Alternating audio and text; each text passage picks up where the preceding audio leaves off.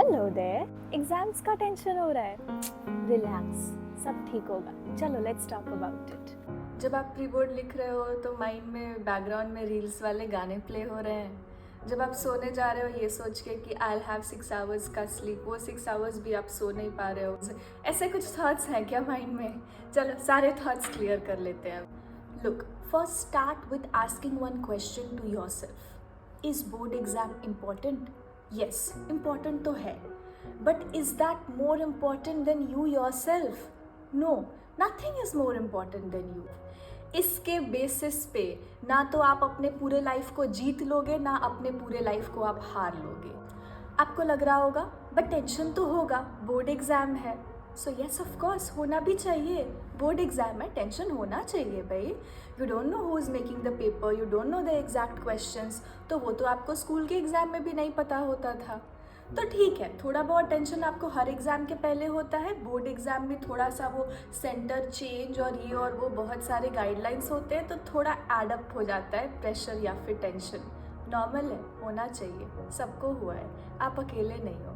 हाँ, सो call 2021 batch को अगर आप हटा दो तो सबने ये चीज़ बेयर किया हुआ है। It's a part of life, bear it. अच्छा है, this is going to make you strong. So bear the tension, understand the fact कि ठीक है, कुछ दिन मेरा एग्जाम चल रहा है, I have to follow this routine, I will follow these guidelines, but that is not my end of life. कुछ लोगों को ये टेंशन होता है that what if I get less than so and so of my friend? What if I get less than so of my cousin? इसमें ना थोड़ी बहुत मैं पेरेंट्स की भी फॉल्ट दूंगी, जो लोग बैठ के कंपेयर करने लगते हैं अपने बच्चों को कि अरे उससे सीखो, इससे सीखो। नहीं, ये नहीं करना चाहिए। Before you compare yourself, understand you are a unique person. आप जो पैकेज वहाँ पे हो ना, वो एक यूनिक पर्सनालिटी है, वो कहीं और आपको नहीं मिलेगा। तो आप कभी भी ना ये मत करो, अरे मेरे कज़न का 96 आया, मेरा तो 85 आ गया ना, how will I bear my relatives. अगर आपको ये लग रहा है कि मेरे रिलेटिव्स फ़ोन पे करके ऐसे चुगली करेंगे, इसको बोलेंगे उसको बोलेंगे, तो भैया तुम अगर अच्छा भी कर लो ना तो भी वो होगा, वो चीज़ तुम नहीं हटा सकते। So forget about it. क्या ही है, 2 दिन तो फ़ोन पे बात करते हो उनसे, क्या फ़र्क पड़ता है? हटाओ ना इन सारी चीज़ों को। और सबसे पहले try to inculcate one thing in you, that is self love. Accept yourself first. इस चीज़ को एक्सेप्ट करो कि ठीक है, इस पर्सन में ये क्वालिटीज़ है, मेरे में ये क्वालिटीज़ है। May be the qualities which I am having is not the one which will go and give me 100 marks in exam, but that doesn't decide my future. I might be having few more skills than the other person, और trust me, job के life में ना वो 85 और 95 से ज़्यादा skill matter करेगा। तो अपनी स्किल्स पे ध्यान दो। आपको लग रहा होगा but what about my parents, what about my guardians? वो लोग तो हमें यही बोलते हैं ना कि अरे तुम्हारा इतना आना चाहिए, ऐसा मार्क्स आएगा तो हम ऐसे सेलिब्रेट करेंगे।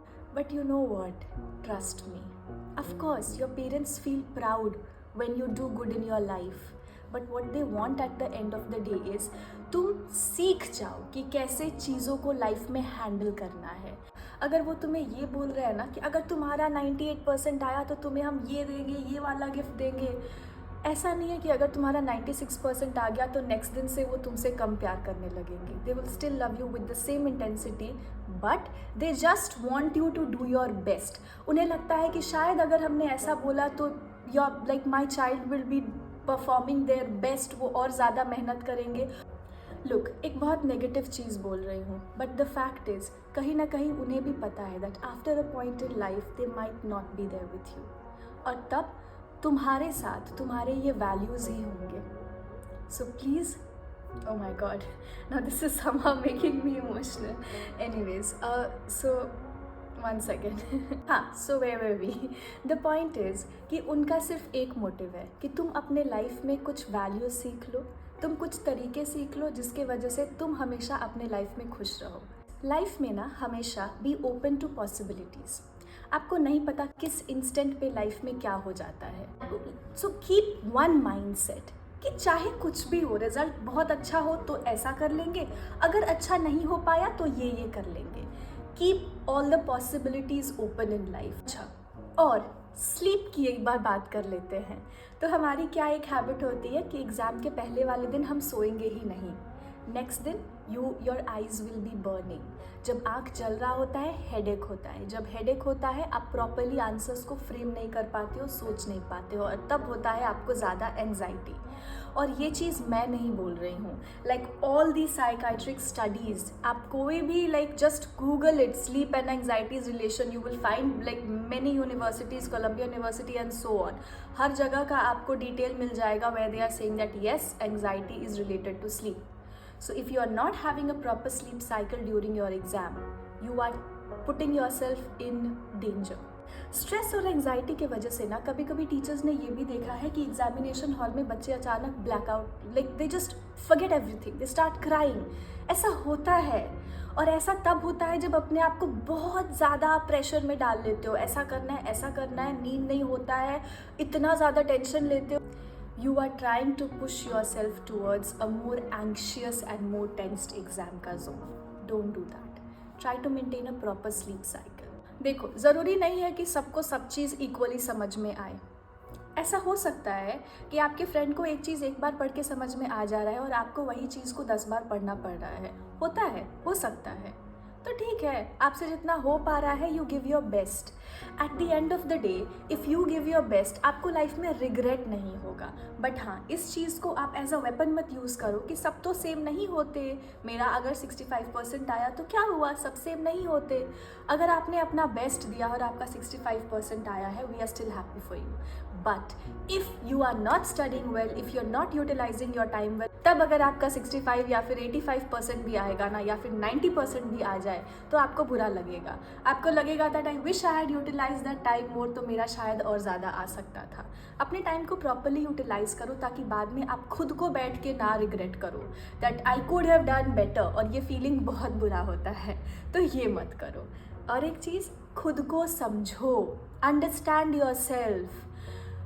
मैं जब फ्लूइड मैकेनिक्स के क्लास में बैठी रहती थी ना, मुझे वो चीज़ समझ नहीं आता था. So I very nicely explained it to myself. मुझे नहीं समझ आ रहा, इस लोगों को बहुत अच्छे से समझ में आ रहा है.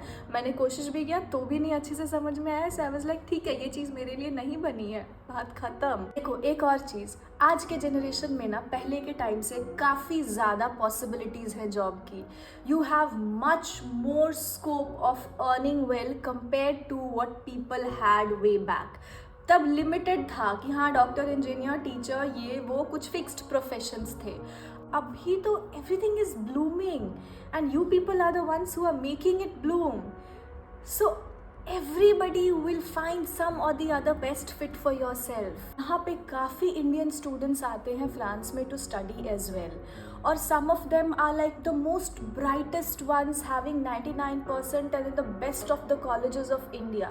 And some I have even met who were pretty normal college से पढ़े हुए हैं, और ना तो बहुत हाई फाई कुछ ज़्यादा परसेंटेज था, बट फ्यूचर किसी ने नहीं देखा.